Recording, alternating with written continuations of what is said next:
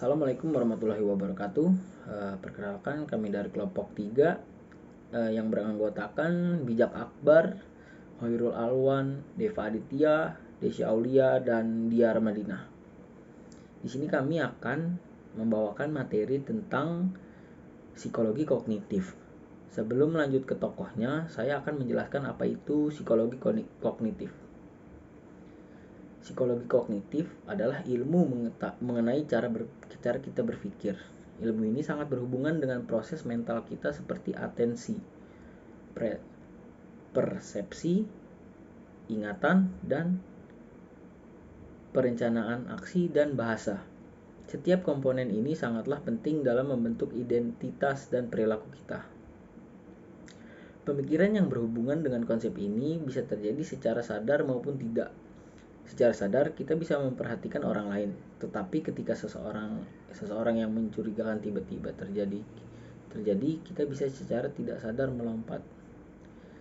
Psikologi kognitif juga bertumpang tindih dengan neuropsikologi kognitif dan neuroscience lainnya. Sekian dari saya penjelasan tentang materi psikologi kognitif, dan akan dilanjutkan ke pembahasan tentang tokoh psikologi kognitif. Sekian dari saya. Assalamualaikum warahmatullahi wabarakatuh. Halo semuanya, perkenalkan nama saya Desya Aulia Fitriadi. Saya di sini akan melanjutkan pembahasan materi tentang psikologi kognitif. Tokoh yang saya pilih kali ini yaitu Edward Chase Tolman. Nah, saya akan menceritakan kehidupan dia terlebih dahulu. Ia ini adalah seorang psikolog Amerika Serikat yang mengemukakan konsep psikologi posposif ini, lahir pada 14 April 1886 dan meninggal pada 19 November 1959. Ia terkenal karena behaviorisme kognitif, penelitiannya tentang peta kognitif, teori pembelajaran yang laten, dan konsep variabel intervening. Pandangannya beliau yaitu didasarkan pada pernyataan bahwa tingkah laku manusia secara keseluruhan disebut tingkah laku molar. Tujuan dari tingkah laku terletak pada tingkah laku molekular. Dengan demikian, Tolman tidak menyetujui pendapat Watson yang menekankan pentingnya tingkah laku molekular atau refleks. Nah, kontribusi beliau untuk psikologi ini, Tolman mungkin paling terkenal karena pekerjaannya dengan tikus dan labirin. Teorinya tentang pembelajaran laten menunjukkan bahwa pembelajaran terjadi bahkan jika tidak ada penguatan yang ditawarkan. Konsep Tolman tentang pembelajaran laten dan peta kognitif membantu membuka jalan bagi munculnya psikologi kognitif. Sekian dari saya, terima kasih. Wassalamualaikum warahmatullahi wabarakatuh. Assalamualaikum warahmatullahi wabarakatuh. Perkenalkan, saya Deva. Saya di sini akan membacakan materi tentang psikologi kognitif, dan tokoh yang saya bawa adalah Jean Piaget. Lahir pada 9 Agustus 1896 di Neuchâtel, Swiss. Dia adalah anak pertama orang tuanya. Ibu Piaget, Rebecca Jackson, mengaitkan minat awal Piaget yang kuat pada sains dengan kecenderungan neurotiknya sendiri. Namun ayahnya, seorang profesor sastra abad pertengahan bernama Arthur, mencontohkan dedikasi yang penuh semangat untuk studinya. Suatu sifat yang mulai ditiru Piaget sejak usia dini. Pada usia 10 tahun, ketertarikan Piaget dengan moluska menariknya ke museum sejarah alam lokal di mana ia menatap spesimen selama berjam-jam. Ketika dia berusia 11 tahun dan bersekolah di Neuchâtel Latin High School, Piaget menulis makalah ilmiah singkat tentang burung pipit albino. Pada saat dia remaja, makalahnya tentang moluska dipublikasikan secara luas. Pembaca Piaget tidak menyadari usianya dan menganggapnya ahli dalam topik itu. Pandangan Piaget. Setelah mengamati anak-anak dengan cermat, Piaget mengusulkan bahwa kognisi berkembang melalui tahap-tahap yang berbeda sejak lahir hingga akhir masa remaja. Secara bertahap, yang dia maksud adalah urutan pola berpikir dengan 4 ciri utama, yaitu mereka selalu terjadi dalam urutan yang sama, tidak ada tahap yang pernah dilewati, setiap tahap merupakan transformasi signifikan dari tahap sebelumnya. Setiap tahap selanjutnya menggabungkan tahap-tahap sebelumnya ke dalam dirinya sendiri. Pada dasarnya ini adalah model pengembangan tangga yang disebutkan di awal bab ini. Piaget mengusulkan 4 tahap utama perkembangan kognitif dan menyebutnya kecerdasan, sensori motor, 2 pemikiran praoperasional, ketiga pemikiran operasional konkret, dan keempat pemikiran operasional formal. Setiap tahap berkorelasi dengan periode usia masa kanak-kanak, tetapi hanya kira-kira. Kontribusi Piaget. Piaget adalah seorang psikolog pertama yang membuat studi sistematis tentang perkembangan kognitif. Kontribusinya termasuk teori tahap perkembangan kognitif anak, studi observasional rinci kognisi pada anak-anak, dan serangkaian tes sederhana namun cerdik untuk mengungkapkan kemampuan kognitif yang berbeda. Ide-idenya telah berguna secara praktis dalam memahami dan berkomunikasi dengan anak-anak, khususnya di bidang pendidikan. Sekian dari saya. Wassalamualaikum warahmatullahi wabarakatuh. Assalamualaikum warahmatullahi wabarakatuh. Halo semuanya, perkenalkan nama saya Deisha Olivitredi dari kelompok 3. Saya di sini akan melanjutkan pembahasan mengenai tentang psikologi kognitif. Tokoh yang saya pilih yaitu George Alexander Kelly. Saya akan menceritakan kehidupan beliau terlebih dahulu. Ia ini lahir pada tanggal 28 April 1905 dan meninggal pada tanggal 6 Maret 1967. Ia adalah seorang psikolog, terapis, pendidik, dan ahli teori kepribadian Amerika. Dia dianggap sebagai bapak psikologi klinis kognitif dan terkenal karena teorinya tentang kepribadian, psikologi konstruksi pribadi. Nah, beliau ini lahir di sebuah peternakan dekat Perth dari 2 orang tua yang sangat religius. Dia adalah anak tunggal mereka. Mereka sering pindah selama tahun ke tahun masa kecilnya, menghasilkan pendidikan awal yang terfragmentasi. Dia kemudian kuliah di French University dan Park College, di mana dia menerima gelar sarjana dalam bidang fisika dan matematika. Awalnya dia tertarik pada masalah sosial dan dia melanjutkan untuk mendapatkan gelar master dalam sosiologi di Universitas Kansas, di mana dia menulis tesis tentang kegiatan rekreasi pekerja. Dia juga menyelesaikan studi kecil dalam hubungan perburuhan. Nah, selanjutnya saya akan melanjutkan teori atau pandangan beliau. Kelly menyarankan bahwa perbedaan antara orang-orang dihasilkan dari cara yang berbeda dalam memprediksi dan menafsirkan peristiwa di dunia sekitar kita. Menurutnya, cara setiap orang mengumpulkan informasi, mengevaluasinya, dan mengembangkan interpretasi sama seperti seorang ilmuwan membentuk hipotesis, mengumpulkan data, dan menganalisis hasil. Orang juga mengambil informasi dan melakukan eksperimen mereka sendiri untuk menguji ide dan menginterpretasi peristiwa. Hasil penyelidikan kita sehari-hari mempengaruhi kepribadian kita dan cara kita berinteraksi dengan lingkungan kita dan orang-orang di sekitar kita. Yang paling penting, Kelly menyarankan bahwa konstruksi ini dapat berubah. Sementara sebuah konstruksi mungkin bekerja pada satu titik dalam kehidupan seseorang. Itu mungkin perlu beradaptasi atau berubah ketika situasi berubah. Nah, kontribusi beliau ini peran penting dalam pengembangan psikologi klinis, baik melalui posisinya di Ohio State University dan melalui peran kepemimpinannya dengan American Psychological Association. Perspektif beliau bahwa manusia pada dasarnya adalah ilmuwan alam memainkan peran dalam perkembangan selanjutnya dari terapi perilaku kognitif. Karyanya adalah bagian dari permulaan awal gerakan kognitif dalam psikologi dan dia sering digambarkan sebagai salah satu ahli teori kognitif pertama. Orang lain mengidentifikasi dia sebagai seorang pemikir humanis karena teorinya menekankan unsur-unsur potensif manusia dan perubahan pribadi, mirip dengan teori hierarki kebutuhan Abraham Maslow. Nah, menariknya ini, Kelly tidak suka dianggap sebagai ahli teori kognitif, sementara teorinya berbagi beberapa elemen. Berikut dari saya, terima kasih. Wassalamualaikum warahmatullahi wabarakatuh. Assalamualaikum warahmatullahi wabarakatuh. Perkenalkan, nama saya Bijak Abel Prawira dari kelompok 3 yang akan membahas tentang kognitif yang bernama Jerome. Berasal dari Polandia, ia datang ke dunia pada tahun 1 Oktober 1915. Pada usia 2 tahun ia menderita penyakit katarak dan harus dioperasi. Ayahnya meninggal ketika ia berusia 20 tahun yang menyebabkan ia harus pindah ke rumah keluarganya dan kerap kali putus sekolah dan pindah-pindah sekolah. Meskipun demikian, presentasi cukup baik ketika masuk Duke University Durham, New York City. Ia memperoleh gelar BA pada tahun 1937 dan memperoleh PDH dari Howard University tahun 1941. Brunner juga seorang psikologi di Howard University 1952 sampai 1972 dan di Oxford University 1972 sampai 1980.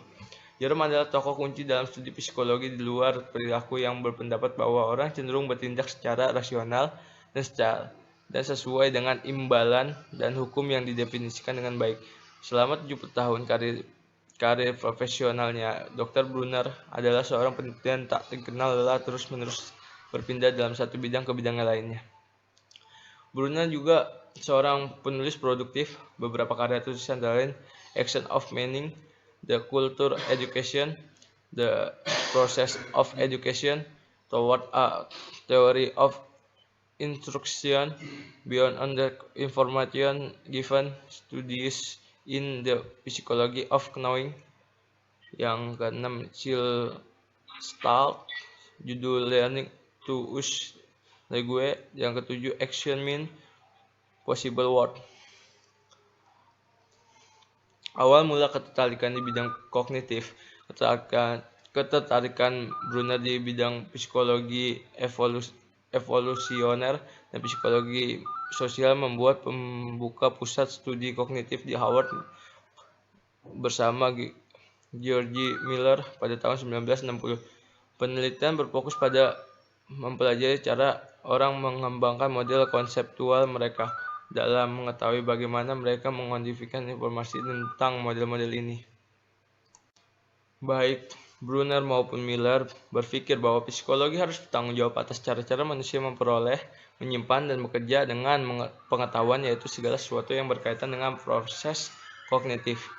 Teori ini mulai dari dasar bahwa informasi yang diterima dari lingkungan melewati proses yang kompleks dalam pikiran individu. Selain itu, bagaimana karakteristik utama ada promosi bahwa pelajar memperoleh pengetahuan sendiri.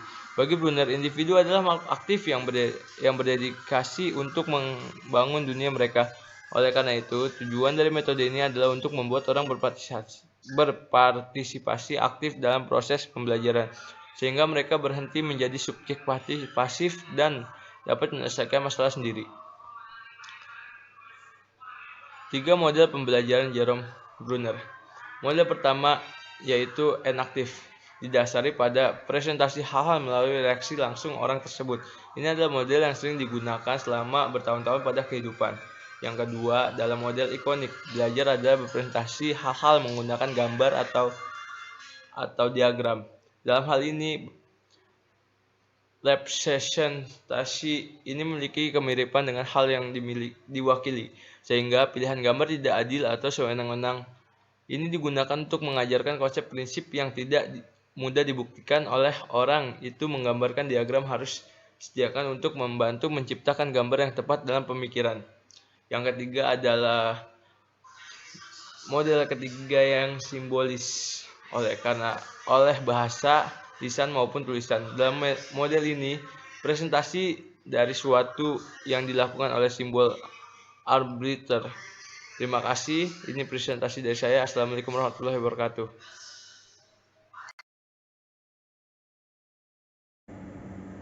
Assalamualaikum warahmatullahi wabarakatuh.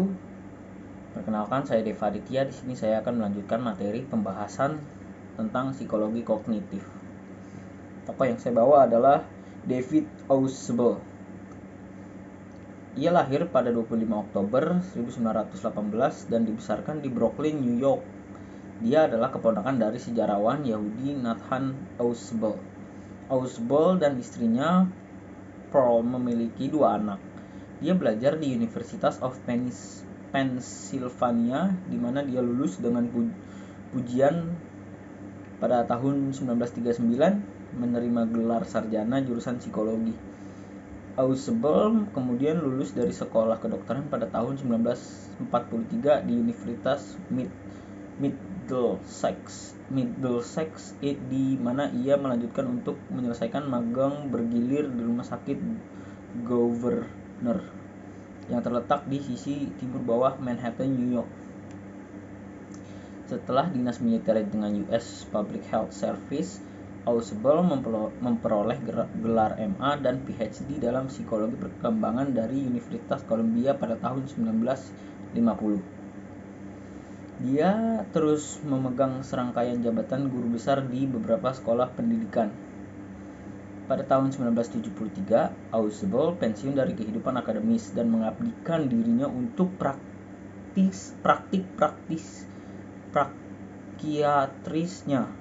Selama praktik prakiatrisnya, Ausubel menerbitkan banyak buku serta artikel di jurnal psikiatri dan psikologi. Pada tahun 1976, ia menerima penghargaan Thorndike dari American Psychological Association untuk kontribusi psikologi terhormat untuk pendidikan. Pandangan Ausubel. Teori Ausubel berkaitan dengan bagaimana individu mempelajari sejumlah besar materi yang bermakna dari presentasi verbal atau tekstual di lingkungan sekolah, berlawanan dengan teori yang dikembangkan dalam konteks eksperimen laboratorium. Menurut Ausubel, pembelajaran didasarkan pada jenis superordinat representasi dan proses kombinatorial yang terjadi selama penerimaan informasi. Proses utama dalam pembelajaran adalah subsumsi, di mana materi baru dikaitkan dengan ide-ide yang relevan dalam struktur kognitif yang ada secara substansif non-verbatim.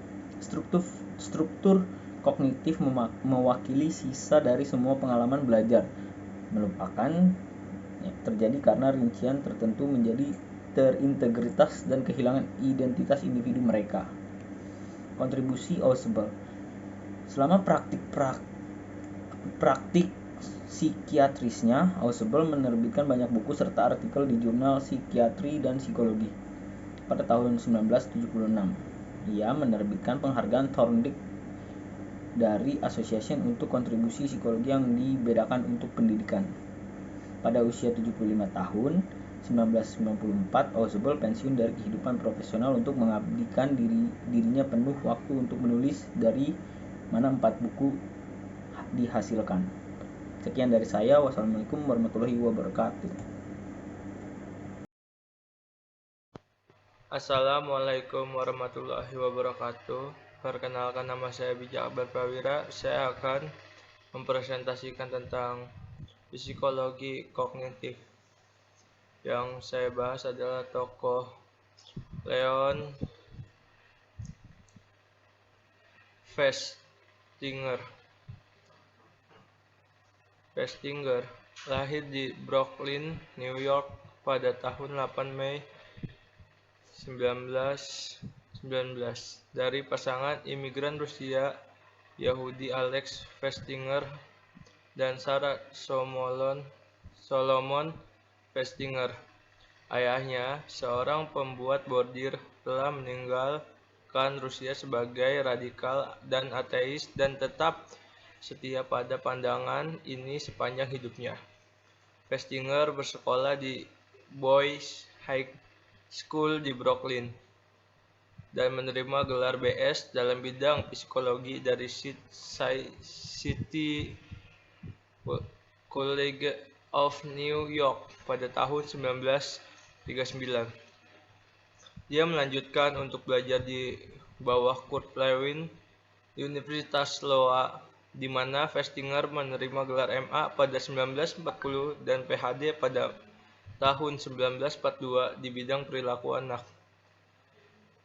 Teori dan penelitiannya dikreditkan dengan meninggalkan pandangan behaviorisme yang sebelumnya dominan dengan psikolog sosial, dengan menunjukkan ketidakcukupan akan kondisian stimulus, respons, dan perilaku manusia. Pandangan teori perbandingan sosial Festinger mengusulkan bahwa orang yang membandingkan diri mereka sendiri dengan orang-orang yang serupa dengan mereka biasanya menghasilkan penilaian yang akurat tentang kemampuan dan keyakinan mereka. Misalnya, membandingkan kemampuan menulis 2 orang dalam kelompok usia yang sama lebih masuk akal daripada membandingkan kemampuan menulis orang dewasa dengan seorang anak. Kontribusi pada sosiologi atau psikologi. Festinger mengembangkan beberapa teori psikologi kunci Teori tentang disonansi kognitif adalah akibat tidak langsung dari gempa bumi. Festinger mengetahui bahwa para korban gempa bumi di India ketakutan bahwa gempa yang jauh lebih besar akan datang. Meskipun ada bukti sebaliknya, Festinger percaya bahwa orang-orang membeli rumor ini karena mereka membenarkan rasa takut yang sudah ada. Dari keyakinan ini, Festinger mengembangkan teori disonansi kognitif, yaitu keadaan ketidaknyamanan yang dialami seseorang ketika dia memegang dua keyakinan yang saling bertentangan. Terima kasih. Ini presentasi dari saya. Assalamualaikum warahmatullahi wabarakatuh. Perkenalkan, nama saya Khairul Lawan dari kelompok 3, ingin mempresentasikan tokoh George Armitage Miller. George Armitage Miller lahir pada tanggal 3 Februari 1920 di Charleston, Virginia Barat, Amerika Serikat, dan meninggal pada 22 Juli 2012 di Paulsboro. Miller merupakan anak dari seseorang pengusaha perusahaan baja bernama George A. Miller, sedangkan ibunya yang bernama Florence Armitage Miller tak berselang lama setelah kelahirannya. Orang tuanya bercerai dan dia lantas tinggal bersama dengan ibunya. Setelah beranjak dewasa, Miller masuk di sekolah menengah Charleston dan lulus pada tahun 1937. Pemikirannya pada tahun 1941 dia mendapatkan gelar MA Master of Art dalam Pitt Universitas Alabama, Amerika Serikat. Selain itu, dia juga memperoleh gelar Universitas Harvard, universitas swasta di kota Cambridge. Pada tahun 1946, dia memperoleh gelar berupa doktor filsafat, gelar akademik tertinggi yang diberikan untuk seorang ahli pada banyak bidang keilmuan. Pengaruhnya, Miller menulis beberapa buku dan mengarahnya ke pengembangan WordNet, sebuah situs database kata yang dapat digunakan oleh program komputer, dan mengungkapkan adanya pada saat rata-rata 7 butir lebih atau kurang 2 miliar melalui pendidikannya dengan fokus pidato dan bahasa serta menerbitkan makalah mengenai topik-topik ini. Perkenalkan, nama saya Khairul Lawan dari kelompok 3, ingin mempresentasikan tokoh Aaron Timken Beck. Kehidupan.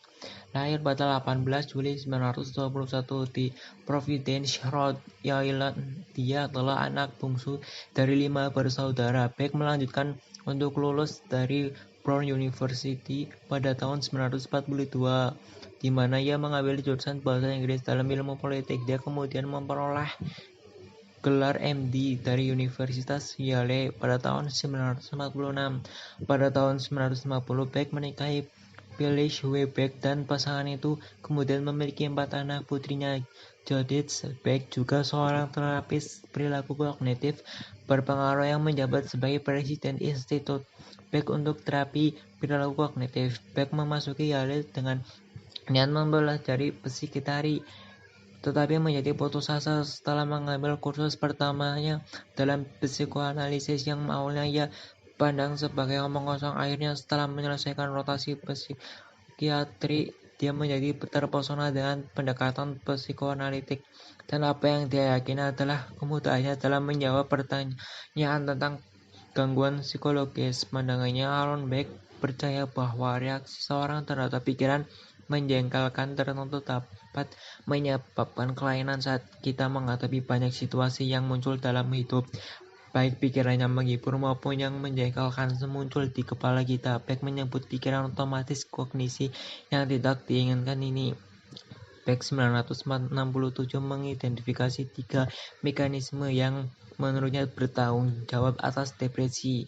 Tentu diantaranya triad kognitif, berpikir otomatis negatif, skema diri negatif, kesalahan dalam logika yaitu prosesan informasi, kontribusi. Selain skala penilaiannya yang banyak digunakan, Beck telah menerbitkan lebih dari 600 makalah profesional dan 24 suku dalam karirnya. Beck juga telah menerima banyak penghargaan untuk karyanya, termasuk 5 gelar kehormatan, penghargaan Linhart dari Institut Kedokteran untuk mengembangkan terapi kognitifnya, dan penghargaan kesehatan komunitas Kennedy. Beck secara luas diakui oleh papak terapi kognitif. Psikolog Amerika menobatkannya sebagai salah satu dari 5 psikologi paling berpengaruh sepanjang masa. Dia juga disebut sebagai salah satu orang paling berpengaruh dalam kesehatan mental dan salah satu dari 10 orang paling berpengaruh untuk membentuk kursus psikiatri di Amerika. warahmatullahi wabarakatuh. Nama saya Dira Madina. Di sini saya akan menjelaskan salah satu tokoh psikologi kognitif, yaitu Ulrich Gustav Neisser. Dia ini lahir dalam keluarga Yahudi pada 8 Desember 1928. Dia merupakan seorang psikologi Amerika kelahiran Jerman. Dia merupakan anggota dari National Academy of Science dan The American Academy of Arts and Science. Dia menerima reputasi dunia untuk karyanya dalam pengembangan ilmu kognitif dan pergeseran dari pendekatan perilaku ke kognitif dalam psikologi dengan bukunya pada tahun 1967 yaitu Kognitif Psikologi. Karyanya ini juga melibatkan studi tentang perhatian, memori, dan kecerdasan. Menurut Neisser pada tahun 1963, ada beberapa gambaran pemikiran manusia secara subjektif. Seperti yang pertama itu proses pemikiran manusia dalam berpikir selalu terjadi dan berkontribusi pada proses kumulatif serta pertumbuhan dan perkembangan. Nah, yang kedua ini proses pemikiran manusia berawal dari hubungan emosi dan perasaan secara menyeluruh. Yang ketiga, manusia dan seluruh aktivitasnya termasuk cara berpikir dan proses pemikiran di dalamnya. Sekian dari saya, terima kasih. Assalamualaikum warahmatullahi wabarakatuh, saya Dira Madina. Selanjutnya saya akan menjelaskan tentang tokoh dari Elizabeth Fishman. Dia ini lahir pada 16 Oktober tahun 1944 di Los Angeles, California, AS. Dibesarkan dalam keluarga Yahudi di Bel Air, California.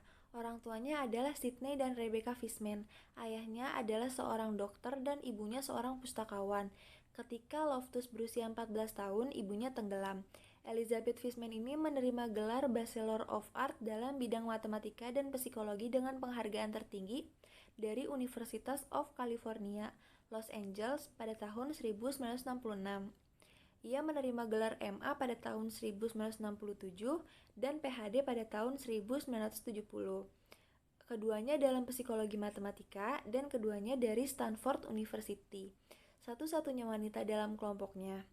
Tesisnya berjudul Analisis Variabel Struktural yang menentukan kesulitan pemecahan masalah pada teletype berbasis komputer. Pandangannya, ingatan kita mungkin tidak dapat diandalkan seperti yang kita pikirkan. Begitu kita mengalami sesuatu peristiwa, kebanyakan dari kita mungkin berasumsi bahwa kenangan itu tetap utuh selamanya. Tetapi ada potensi ingatan untuk diubah atau ingatan yang benar-benar palsu untuk ditanam. Dia membahas bagaimana ingatan kita tentang peristiwa dan pengalaman dari dimanipulasi. Kontribusi terhadap psikologi, Elizabeth ini seorang profesor psikologi dan peneliti ahli tentang kelenturan dan keandalan ingatan yang ditekan oleh tokoh penting dalam psikologi kognitif. Karya Loftus ini memberikan kontribusi besar bagi psikologi dan membuka aspek psikologi dan memori yang unik dan kontroversial. Sekian dari saya, terima kasih.